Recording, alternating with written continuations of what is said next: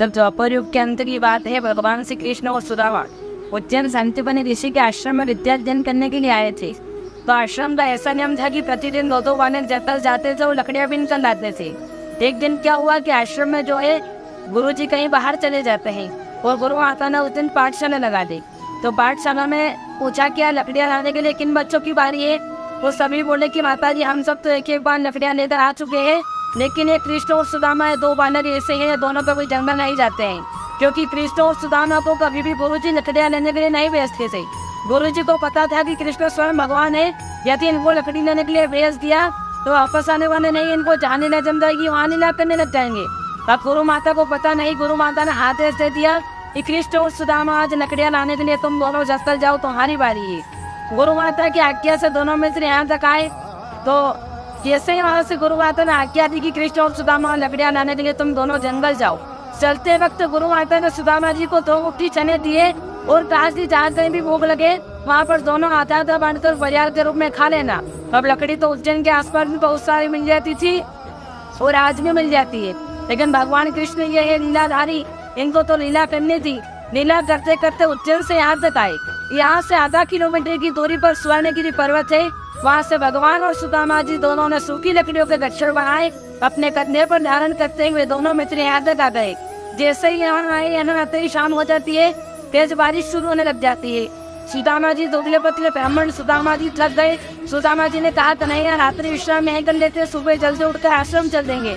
रात्रि विश्राम करने पर सूखी लकड़ी का गट्ठा था, वो सुदामा जी ने तो इधर रख दिया, वो कृष्ण जी ने इधर रख दिया। पानी तो भगवान के लिए आया था, थोड़ी देर में खुल गया। खुलने पर जो भगवान सूखी लकड़ियां लाते हैं वो बारिश की जाने के कारण हरी भरी हो जाती है।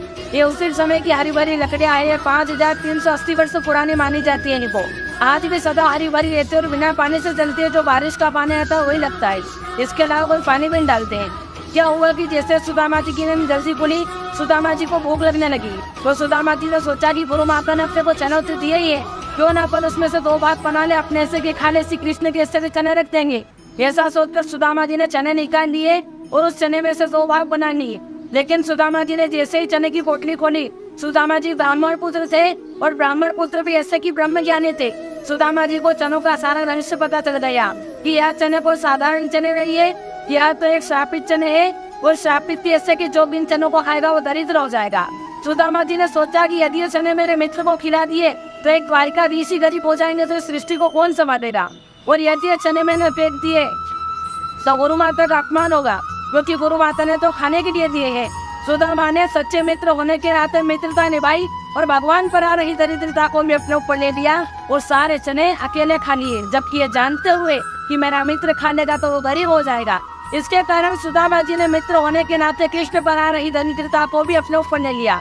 भगवान तो अंतर्यामी हो, तो सब जानते हैं कौन क्या कर रहा है। फिर भी सुदामा जी की परीक्षा लेने के लिए पूछा कि सुदामा ये कट की आवाज का क्या रही है। सुदामा जी झूठ बोल जाते हैं कि प्रभु ये तो बारिश के कारण मेरे को ठंड लग रही है, इसके कारण मेरे दांत बज रहे जब वो चने खा रहे थे। जैसे सुबह हुई, भगवान ने कहा सुदामा ने चने तो खा लिए, प्यास लगी की प्यास मिटा देते हैं। भगवान सुदामा जी से जल मांग लेते हैं। सुदामा जल लाओ, हाथ मुँह धोकर जलपान करेंगे। सुदामा ने कहा प्रभु ये पियावन जंगल ने महाकाल वाने जो बारिश का आया था वो भी पेट में चला गया, मैं यहाँ जलका से वहीं आश्रम चलेंगे, वहीं जलपान करेंगे कि नहीं मित्र। उज्जैन सांदीपनि आश्रम में बोलती को यहाँ पर दामोदर कुंड है। कृष्ण भगवान ने जगह बताई कि यहाँ से मिट्टी लगाओ। तो जैसे सुदामा जी ने यहाँ से मिट्टी लगाई, दामोदर कुंड का निर्माण हो गया। फिर यहाँ से कमंडल भरा, भगवान को दिया, भगवान ने हाथ मुँह धोए, सुदामा जी ने हाथ मुँह धोए, दोनों मित्र ने यहाँ से जलपान किया। फिर भगवान ने चने मांग लिए कि मित्र जो गुरु माता ने चने दिए थे वो लाओ।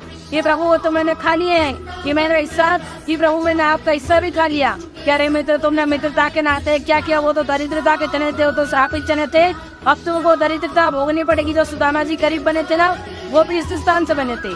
क्या हुआ कि जब दूसरे दिन आश्रम में गुरु जी आते हो तो गुरु जी कहते हैं कि आप 2 बानर दिखाई नहीं दे रहे, तो सभी बोले तो कल से लकड़ी लेने गए। गुरु जी ने कहा कि वो लकड़ी लाने के काबिल नहीं, वो तो स्वयं परमात्मा है, वो आने वाले नहीं, इनको तो ढूंढने चलो। तभी गुरु जी और सारे शिष्य भगवान को मिलकर ढूंढते यहाँ तक आए।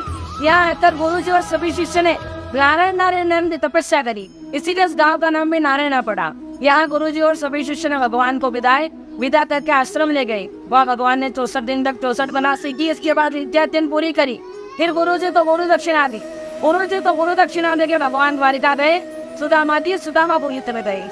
यहाँ का जो चने खाए थे सुदामा जी, उनका श्राप उनको यहाँ नहीं लगने लगा। जैसे सुदामापुरी में जाते हैं, सुदामापुरी में जाने के बाद लगने लगता है। वहाँ सुदामा जी की हालत ऐसी हो जाती है कि सुदामा जी की पत्नी और बच्चे भूखे मरने लग जाते हैं। अपनी पत्नी के बार बार कहने पर 3 मुट्ठी सूखे चावल लेके सुदामा जी द्वारिका गए। वहाँ पर 2 मुट्ठी सूखे चावल भगवान ने चबाए और 2 टुकड़ा सुदामा जी को सौंप दिया। और जब तीसरी मुट्ठी भी खाने लगे तो रुक्मणी जी ने आके हाथ पकड़ लिया कि प्रभु यदि आप तीनों लोगों का सुदामा जी को सौंप दोगे तो अपन कहा जाएंगे, अपने हालत पे सुदामा जी छुड़ाएगी।